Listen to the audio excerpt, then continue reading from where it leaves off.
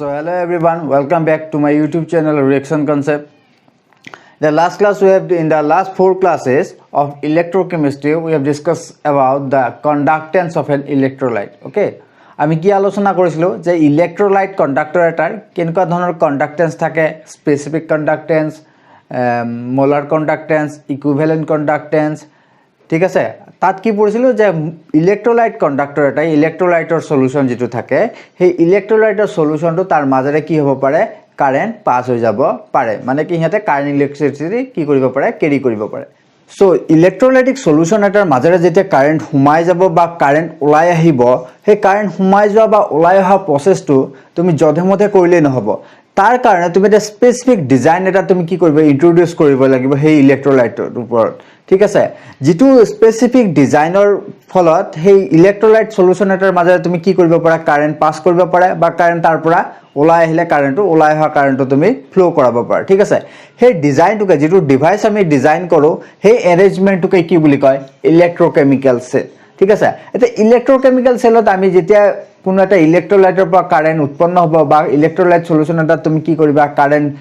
Pass কৰি দিবা, সেই কাৰেন্ট বিলাক আমি এই ইলেক্ট্ৰোকেমিক্যাল সেলৰ দ্বাৰা আমি কি কৰিব পাৰো স্টাডি কৰিব পাৰো, ঠিক আছে। গতিকে ইলেক্ট্ৰোকেমিক্যাল সেল তোমালোকে ডেফিনেশনটো লিখিব পাৰা। These are some device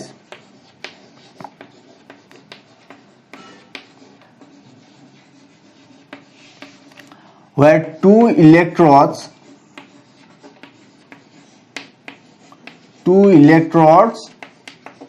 are dipped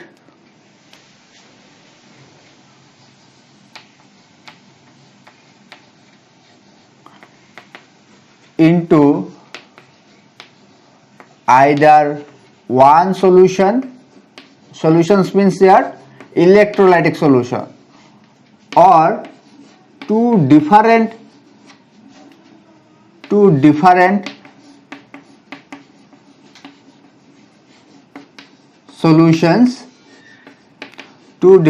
solutions connected by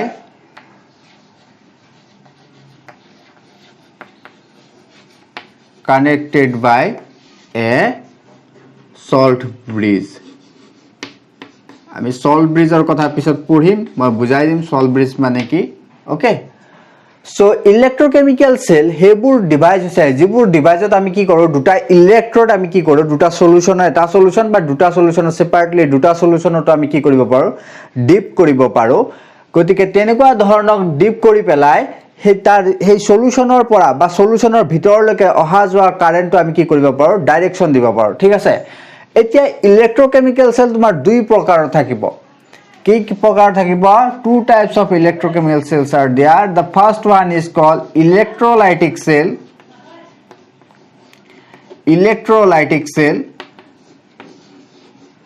and the second one it is called galvanic cell.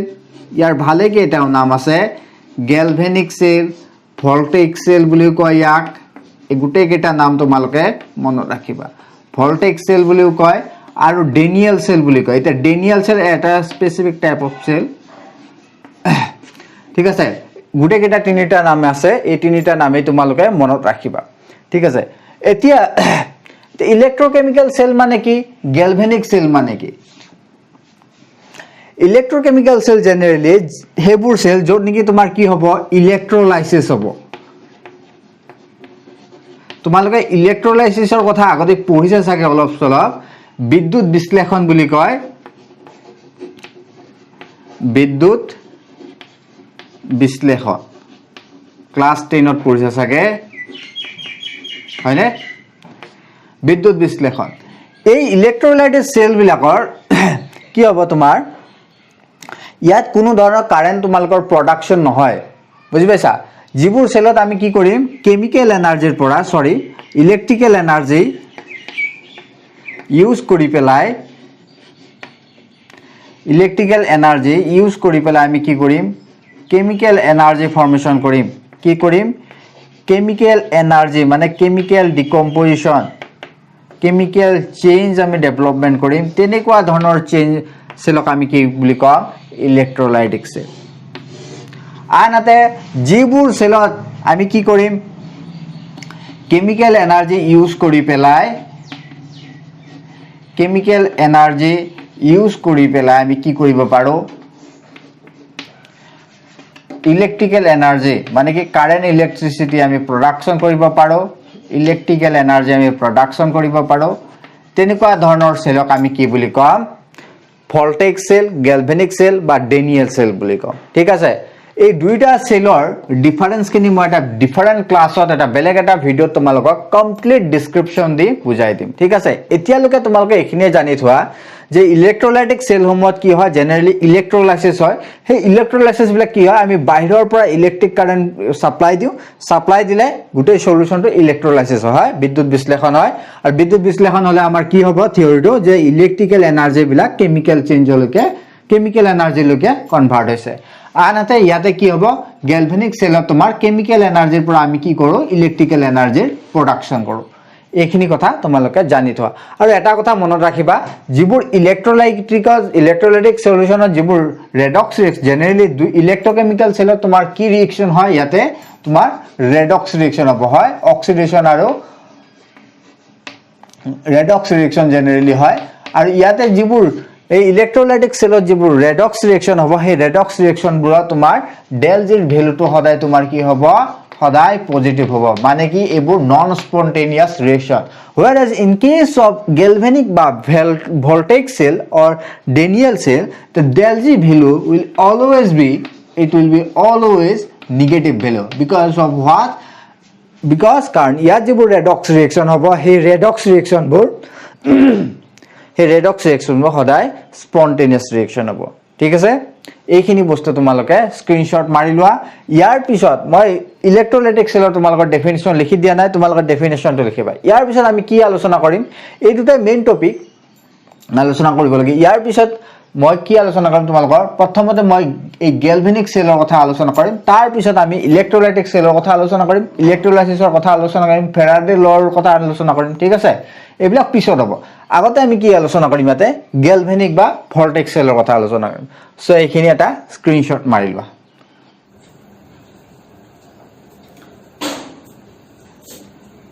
So আমি এতিয়া এই গ্যালভেনিক সেল দুই নম্বৰ যেটো লিখিলো গ্যালভেনিক সেল বা ভল্টেইক সেলৰ কথা আলোচনা কৰিম ঠিক আছে ইলেক্ট্ৰোলাইটিক সেলৰ কথা আমি যদি ইলেক্ট্ৰোলাইসিস আলোচনা কৰিম তেতিয়া আমি দিম এতিয়া গ্যালভেনিক সেল মানে কি মই আগতে কৈছো যে যিবোৰ সেলত আমি কি কৰা হয় কেমিক্যাল এনাৰ্জিবোৰ কি কৰা হয় ইলেক্ট্ৰিক্যাল এনাৰ্জি লৈকে কনভাৰ্ট কৰা হয় তাকে কি বুলি কয় গ্যালভেনিক সেল বা ভল্টেইক সেল বুলি কয় so these are those kind of electrochemical cell in which the chemical energy is converted to electrical energy okay আৰু ইয়াতে তোমাৰ কি হ'ব যিবোৰ তোমাৰ ৰিঅ্যাকশন থাকিব ৰেডক্স ৰিঅ্যাকশন থাকিব সেই ৰেডক্স ৰিঅ্যাকশন বোৰ তোমাৰ স্পন্টেনিয়াস হ'ব যাৰ ডেল জিৰ ভ্যালুটো তোমাৰ গিভস ফ্ৰী এনাৰ্জিৰ ভ্যালুটো সদায় negative so as a definition তোমালোকে লিখিব পাৰা these are those cell these are electrochemical cell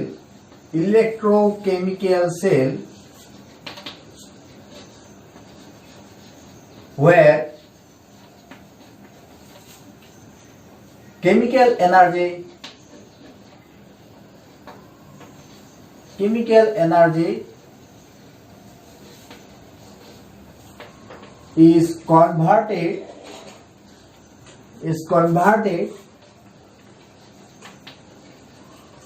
into electrical energy মানে কি কেমিক্যাল এনার্জি সমূহ ইলেক্ট্রিক্যাল এনার্জি লৈকে কি কৰা হয় কনভাৰ্ট কৰা হয় আৰু in case year del g value তো ইয়াৰ del g is negative for the redox reaction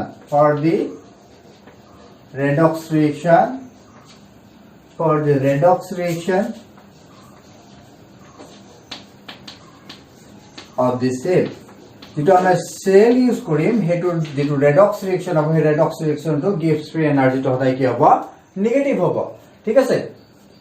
এটা মই এই ইলেক্ট্ৰোকেমিক্যাল সেলৰ যেটো গ্যালভেনিক ইলেক্ট্ৰোকেমিক্যাল সেল এই ইলেক্ট্ৰোকেমিক্যাল সেলৰ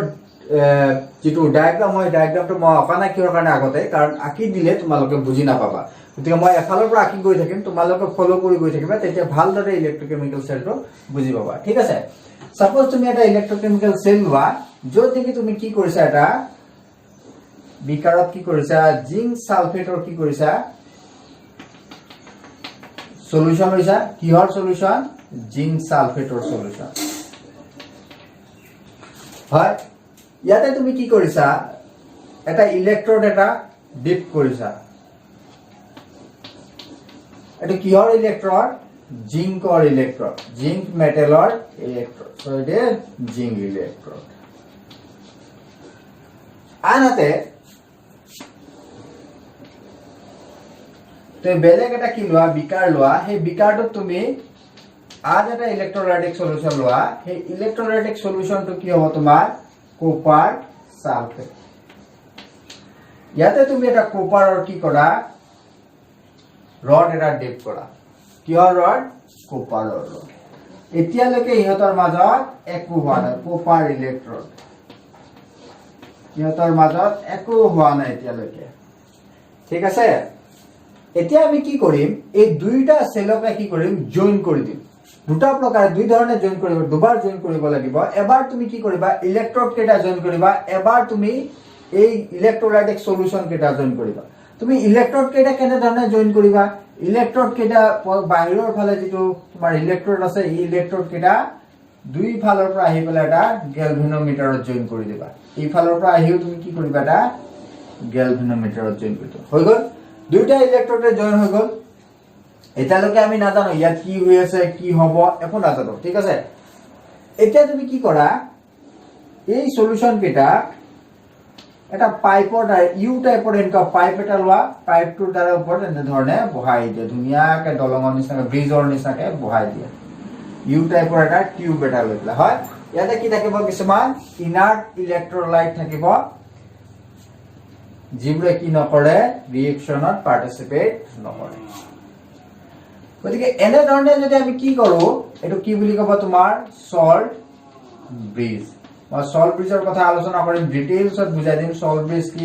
কিহৰ কাৰণে ইউজ কৰা হয় এতিয়ালৈকে তোমালোকে এটোৱে জানা যে সল্ট ব্ৰিজে কি কৰিব এই দুইটা ইলেক্ট্ৰোলাইটৰ মাজত কানেক্টিভিটি এটা মেইনটেইন কৰে কানেক্টিভিটি এটা কি কৰিব এস্টাবলিশ কৰিব যদি এনে ধৰণে তুমি কি কৰা কানেকশনটো বহাই দিয়া কানেকশনটো বহালে তোমাৰ কি হ'ব এই ওয়্যাৰটোৰ মাজেৰে তোমাৰ দেখিবা ইয়াৰ মাজেৰে কি হ'ব এইটো ডাইৰেকশনত কাৰেন্ট ফ্লো কৰিব বুজি পাইছা এইটো ডাইৰেকশনত তোমাৰ কি হ'ব কাৰেন্ট ফ্লো কৰিব আৰু এই তাৰ ঠিক অপোজিট ডাইৰেকশনত তোমাৰ ইলেক্ট্ৰন ফ্লো কৰিব বুজি পাইছা নে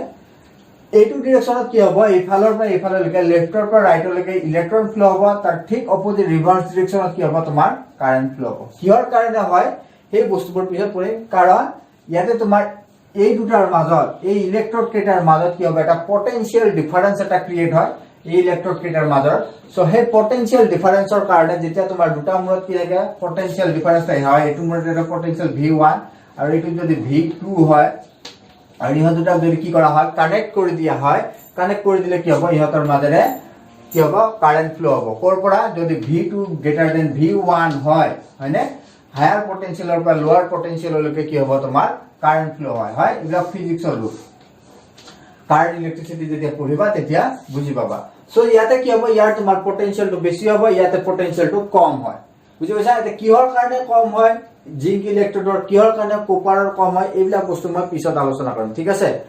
গতিকে ইয়াতে ইলেক্ট্ৰোড ইয়াৰ পটেনশিয়ালটো বেছি হ'ব ইয়াৰ পটেনশিয়ালটো কম হ'ব সো হায়াৰ পটেনশিয়ালৰ পৰা লোৱাৰ পটেনশিয়াললৈকে তোমাৰ কি হ'ব কাৰেন্ট ফ্লো হ'ব ঠিক আছে কাৰেন্ট এটা কিহৰ কাৰণে ফ্লো হয় চোৱা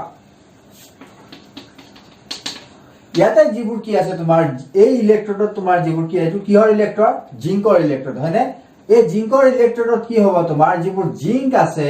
জিংকৰ মেটেল আছে হেবোৰ কি হ'ব অক্সিডেশন হৈ পেলাই জিংকৰ আয়ন আৰু দুটা ইলেক্ট্ৰন ৰিলিজ কৰিব ঠিক আছে এই আয়নটো তোমাৰ কি হ'ব সলিউশনলৈকে আহি যাব আনহাতে এই ইলেক্ট্ৰনটো তোমাৰ কি হ'ব ইলেক্ট্ৰোডৰ মাজেৰে পাৰ হৈ যাব ইলেক্ট্ৰোডৰ মাজেৰে এনে ধৰণে ওয়্যাৰৰ মাজেৰে পাৰ হৈ যাব ঠিক সেইদৰে ইয়াতে তোমাৰ কপাৰ কি আছে কপাৰ সালফেট আছে হয়নে ইয়াতে কি হ'ব তোমাৰ ইলেক্ট্ৰন ডেন্সিটিটো বেছি হ'ব কাৰণ ইফালৰ পৰা তোমাৰ ইলেক্ট্ৰন সাপ্লাইটো আহি আছে গতিকে ইয়াতে তোমাৰ ইলেক্ট্ৰনৰ ডেন্সিটিটো বেছি হ'ব সো ইয়াতে তোমাৰ আকৌ কি আছে সলিউশনত কি আছে তোমাৰ কপাৰ 2+ আৰু সালফেট 2- আছে হয় The copper 2+ ইয়াত কি কৰিব ইয়াত যেটো ইলেক্ট্ৰন ডেন্সিটি বেছি সো কপাৰ 2+ ইয়াতে দুটা ইলেক্ট্ৰন গ্ৰহণ কৰি পেলাই কপাৰ মেটেল ফৰ্মেশন কৰিব আৰু এই কপাৰ মেটেলটো ইয়াৰ ওপৰত ডিপজিশন হ'ব বুজি পাইছা এই ইলেক্ট্ৰডৰ ওপৰত তোমাৰ কপাৰ ডিপজিশন হ'ব কিহৰ কাৰণে এক সলিউশনৰ ইলেক্ট্ৰোলাইটিক সলিউশনৰ কপাৰ 2+ যেটো আয়ন আছে তাৰ কি হ'ব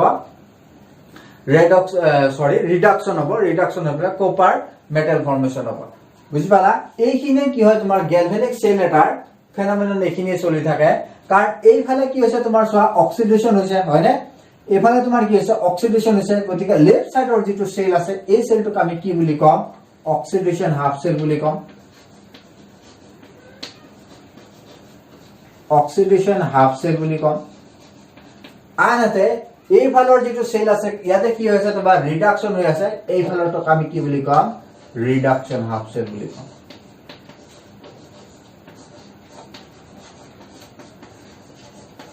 হয়নে প্ৰথমতে আমি গম পোৱা নাছিলো কোড ৰিডাকশন হ'ব কোড অক্সিডেশন হ'ব গতিকে এতিয়া আমি গম পালো সেই সেলটোত কি হ'ব তোমাৰ ৰিডাকশন হ'ব যত নেকি তোমাৰ সেই ইলেক্ট্ৰডটোৰ যেটো ইলেক্ট্ৰড আমি বনাইছো সেই ইলেক্ট্ৰডটোৰ যেটো পটেনশিয়াল বেছি তাত কি হ'ব ৰিডাকশন হ'ব আৰু যেটো পটেনশিয়াল কম হেতুৰ কি হ'ব তোমাৰ অক্সিডেশন হ'ব বুজি পাইছা আৰু কাৰ কম বেছি এইবিলাক কি এইবিলাক সব ডাটা তোমালোকৰ দিয়া থাকিব কিতাপত সো এতিয়া আমি কি পঢ়িলো যে যেটো গ্যালভানিক সেল হয় বা ভল্টেক সেল হয় ভল্টেক সেলটো কি দুটা কম্পাৰ্টমেন্টৰ দ্বাৰা গঠিত হয় না হে কম্পাৰ্টমেন্ট কেটা এক্সটাৰ্নালি কিহৰ দ্বাৰা ইলেক্ট্ৰড কেটা এটা ওয়্যাৰৰ দ্বাৰা থ্ৰু এ গ্যালভানোমিটাৰ আৰু এটা ইলেক্ট্ৰোলাইট কেটা সল্ট ব্ৰিজৰ দ্বাৰা কানেক্ট কৰা হয় আৰু হিয়তৰ এটা কি হ'ব যেটো লেফট সাইডে থাকে হেতু কি হ'ব যেটো লোৱাৰ পটেনশিয়াল ইলেক্ট্ৰড হয় তাত অক্সিডেশন হ'ব আনটো কি ৰিডাকশন হ'ব হয়নে আৰু হিয়তৰ মাজেৰে এটা ডাইৰেকশনত কি হ'ব এটা ডাইৰেকশনৰ পৰা তোমাৰ কি হ'ব কাৰেন্ট ফ্লো হ'ব আৰু এটা ডাইৰেকশনত তোমাৰ ইলেক্ট্ৰন ফ্লো হ'ব হয়নে আৰু এই যেটো ইয়াতে তোমাৰ কি আছে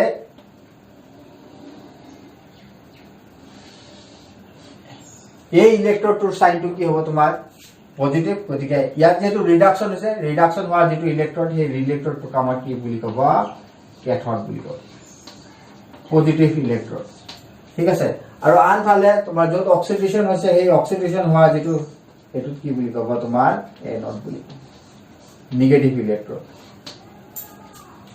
সো এইখিনি আছিল তোমালোকৰ ইলেক্ট্ৰোকেমিক্যাল সেল বা ভল্টেক সেলৰ পৰা ইয়াৰ পৰা দুই এটা লাইন মই লিখি দিম সেই লাইন কেটা তোমালোকে লিখি লবা আগতে এইটো গুটে এটা স্ক্ৰিনশট মাৰি লবা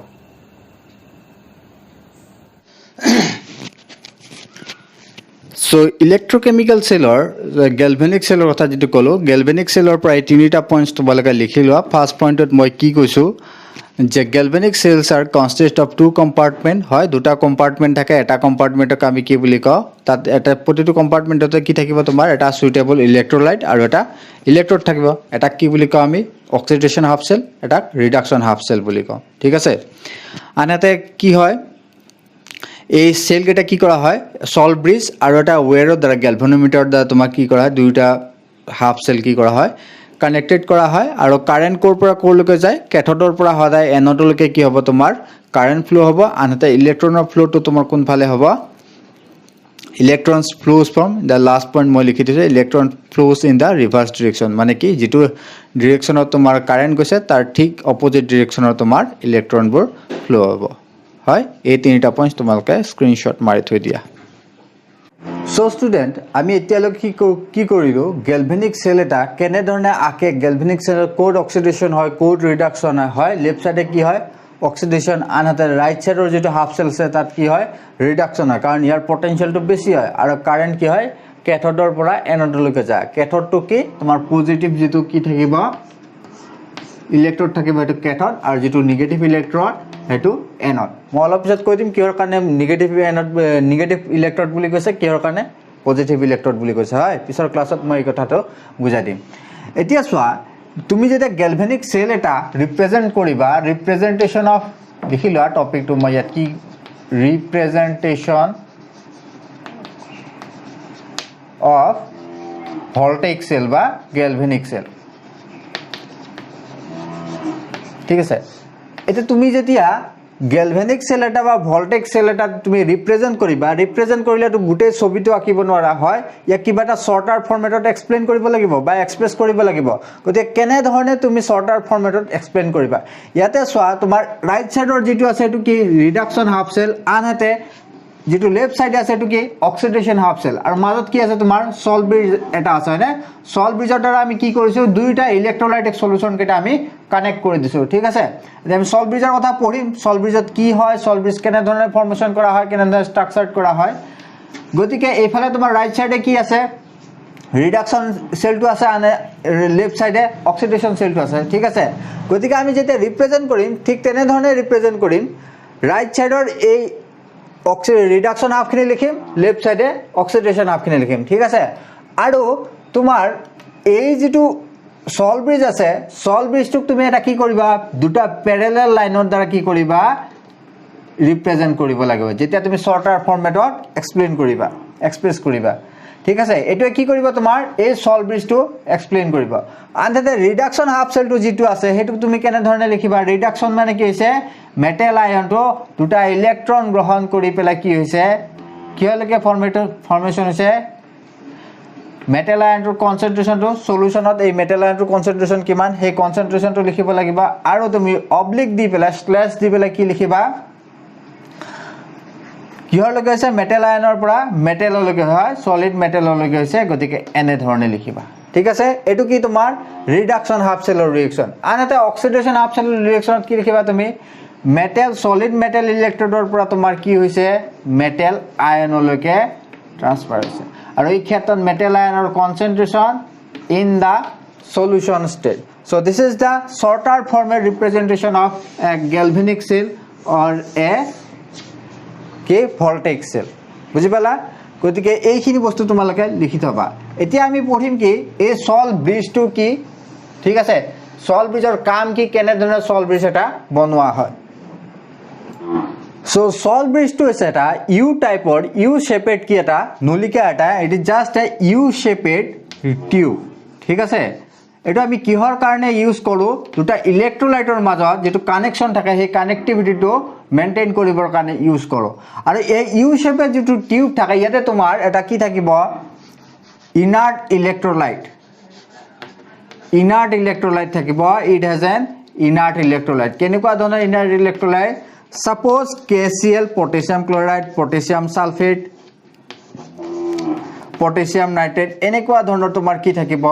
ইনাৰ্ট ইলেক্ট্ৰোলাইট থাকিব আৰু এই ইনাৰ্ট ইলেক্ট্ৰোলাইট বিলাক তোমাৰ কি হ'ব এই ইউ টিউবটোত তোমাৰ কি হৈ থাকিব এইবোৰ সলিডিফাইড হৈ থাকে ঠিক আছে সলিডিফাইড আৰু সলিডিফাইড কৰিবৰ কাৰণে কি কৰা হয় to solidify we use what agar use কৰিব পাৰো হয় এইবিলাক কিছুমান কেমিক্যালছ হয় জিলেটিন আমি ইউজ কৰিব পাৰো এইবিলাক কেমিক্যাল ইউজ কৰি পেলাই যেটো ইনাৰ্ট ইলেক্ট্ৰোড থাকে সেই ইনাৰ্ট ইলেক্ট্ৰোডটো এই সল্ট ব্ৰিজৰ মাজত আমি কি কৰি থওঁ সলিডিফাই কৰি থওঁ ঠিক আছে এইখিনি বস্তু তুমি এটা ডেফিনেশন হিচাপে লিখিবা এটা সল্ট ব্ৰিজৰ কাম কি ইয়াৰ ফাংচন কি ফাংচনটো মই তোমালোকক ইয়াতে লিখি দিছো এটা তোমালোকৰ ডেফিনেশনটো লিখিবা ঠিক আছে ইয়াতে মই ফাংচনটো তোমালোকক দেখুৱাই দিছো ফাংচনটো অলপ জায়গা লাগিব গতিকে ফাংচনটো মই ইয়াতে লিখি দিছো সল্ট ব্ৰিজৰ ফাংচন সো সল্ট ব্ৰিজে কি কৰিব ইয়াত যেহেতু তোমাৰ কি আছে অক্সিডেশন হৈ আছে হয়নে অক্সিডেশন হৈ থাকিলে তোমাৰ ইয়াতে সলিউশনত কি হ'ব তোমাৰ অক্সিডেশন হৈ থাকিলে মেটেল আয়নৰ কনসেন্ট্ৰেচনটো বাঢ়ি গৈ থাকিব হয়নে যেটো মেটেল আয়নৰ কনসেন্ট্ৰেচন যেটো হয় হেতু মেটেল আয়নৰ কনসেন্ট্ৰেচনটো বাঢ়ি গৈ থাকিব আৰু ইয়াতে ইলেক্ট্ৰোডত তোমাৰ কি হ'ব ইলেক্ট্ৰনৰ যেটো কনসেন্ট্ৰেচন হেতু কনসেন্ট্ৰেচনটো বাঢ়ি গৈ থাকিব আৰু এই গোটেই ইলেক্ট্ৰনটো মেটেল আয়নৰ যেটো নেকি পজিটিভ আয়ন পজিটিভ কেটায়ন হয় এই কেটায়নৰ দ্বাৰা তোমাৰ সাৰাউন্ডেড হৈ থাকে যেটো এটো এটা কেটায়নৰ দ্বাৰা সাৰাউন্ডেড হৈ থাকে ইলেক্ট্ৰন আৰু কেটায়নৰ মাজত কি থাকিব এটা সদায় attraction force এটা থাকিব attraction force থকাৰ কাৰণে ইলেক্ট্ৰন বোৰে এই এক্সটাৰ্নাল সাৰ্কিটত তোমাৰ কি কৰিব নোৱাৰে ফ্লো কৰিব নোৱাৰে যদিহে তোমাৰ মেটেল আয়নটো কনসেন্ট্ৰেচন এই সলিউশনত বহুত বেছি হয় ঠিক আছে হেতুৰ কাৰণে কি কৰা হয় আমি সল্ট ব্ৰিজত কি কৰো কিছুমান নিউট্ৰেল তাৰ মানে কি ইনাৰ্ট ইলেক্ট্ৰড ব্যৱহাৰ কৰো এই ইনাৰ্ট ইলেক্ট্ৰডে কি কৰিব ইয়াৰ পৰা কিছুমান এনায়ন কিছুমান কি কৰিব ইয়াতে ভৰাই দিব বুজি পাইছা কিছুমান কি কৰিব এনায়ন ভৰাই দিব সলিউশনটোত এই এনায়ন হোমে কি কৰিব এই মেটেল আয়নটোৰ লগত কম্বিনেশন কৰি পেলাই ইয়াক ডিপোজিট কৰি দিব বুজি পাইছা ডিপোজিট কৰিলে মেটেল আয়নৰ কনসেন্ট্ৰেচনটো কমি যাব ঠিক সেইদৰে ইয়াতে চোৱা ইয়াতে কি হ'ব তোমাৰ ৰিডাকশন হৈ থাকে হয়নে ৰিডাকশন হৈ থাকিলে তোমাৰ কি হ'ব মেটেল আয়নটো সলিউশনৰ পৰা মেটেল আয়নটো তোমাৰ কি হ'ব মেটেললৈকে গৈ থাকিব ঠিক আছে ইয়াতে তোমাৰ মেটেল আয়নৰ কনসেন্ট্ৰেচনটো কমি যাব মানে কি এনায়নৰ যেটো কনসেন্ট্ৰেচন থাকে তোমাৰ এনায়নৰ কনসেন্ট্ৰেচনটো সলিউশনত বাঢ়ি গৈ থাকিব হয়নে এনায়নৰ সলিউশন কনসেন্ট্ৰেচনটো বাঢ়ি গৈ থাকিলে এইফালে কেতিয়াও ইলেক্ট্ৰন নাই কাৰণ অলৰেডি ইয়াত নেগেটিভ আয়ন বহুত পৰিমাণে আছে গতিকে এই যেটো ইলেক্ট্ৰোলাইট থাকে এই ইলেক্ট্ৰোলাইটে কি কৰিব এই সলিউশনটো তোমাৰ কিছুমান কেটায়নৰ কনসেন্ট্ৰেচন বঢ়াই দিব কেটায়নৰ কনসেন্ট্ৰেচন যেটা বাঢ়ি যাব এই দুইটাই লগ হৈ পেলাই ডিপোজিশন দিব বুজি পালা ইয়া দুটা কি হৈ যাব ডিপোজিশন হৈ যাব গতিকে এনে ধৰণে সল্ট ব্ৰিজে কি কৰে দুইটা সেলতে দুইটা হাফ সেলতে কি কৰিব ইলেক্ট্ৰিক্যাল যেটো নিউট্ৰেলিটি থাকে এই ইলেক্ট্ৰিক্যাল নিউট্ৰেলিটিটো মেইনটেইন কৰি থাকিব সো সল্ট ব্ৰিজৰ দুটা function it completes the first function to a basic function it completes the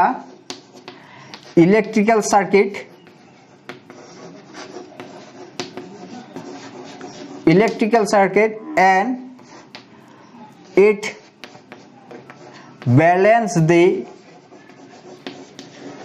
balances the electrical neutrality of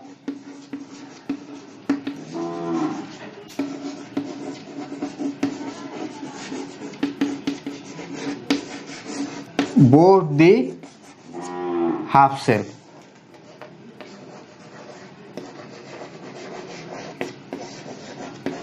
হয় দুইটা হাফ সেলৰ যেটো ইলেক্ট্ৰিক্যাল নিউট্ৰেলিটি হয় সেই ইলেক্ট্ৰিক্যাল নিউট্ৰেলিটিটো ব্যালেন্স কৰি থাকিব ঠিক আছে এই দুটাই কি সল্ট ব্ৰিজৰ ফাংচন আৰু সিগনিফিকেন্স